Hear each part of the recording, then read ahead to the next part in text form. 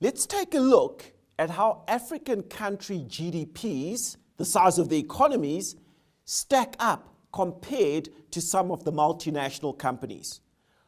Walmart has a revenue figure approaching 500 billion US dollars. Walmart alone is bigger than Africa's two largest economies, specifically Nigeria and South Africa. Let's put that in context. Nigerian GDP is approximately 460 billion US dollars in 2018 versus Walmart's turnover of 485 billion in 2016.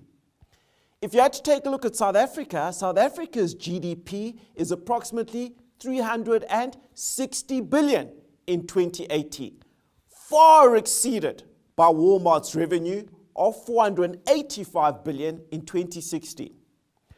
Toyota has revenues almost 3 times the GDP of Ethiopia, and Apple has revenues almost 3 times the GDP of Kenya. Ethiopian GDP is currently sitting on about 87 billion US dollars. Toyota's revenue, 254 billion US dollars. Kenya's GDP sitting at around $86 billion. Apple's revenue, $215 billion. And Amazon alone has revenues almost 10 times Zimbabwe's GDP. So in Africa, most of our economies are actually dwarfed when compared to the revenue generated by multinational companies. And money is important. With money, you can do things. With money, you have more influence. With money, people are more likely to listen to you and to take you more seriously.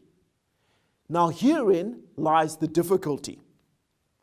In a democracy, in South Africa, in Nigeria, in Kenya, there are political mechanisms to hold the government to account, to hold public representatives, public institutions to account. The most obvious of these are elections. Now, these aren't perfect measures, but they are there. And there's a whole range of systems besides elections, from the parliamentary process, the judiciary, the constitution, laws, regulations, etc., that help with accountability in the public service. Corporate governance seeks to answer the question as to how do you hold these large organizations accountable if they are in the private sector. They have more money than most African governments. They operate in multiple countries across the world with different jurisdictions. They can do an incredible amount of good, but at the same time, they can do great damage to the countries and the communities in which they operate in. That's simply because they're run by human beings. And as human beings, we're flawed. And frequently we succumb to the temptation of quick and easy money, often to the detriment of others. How do we regulate these private sector institutions with so much money and, as a result, so much influence?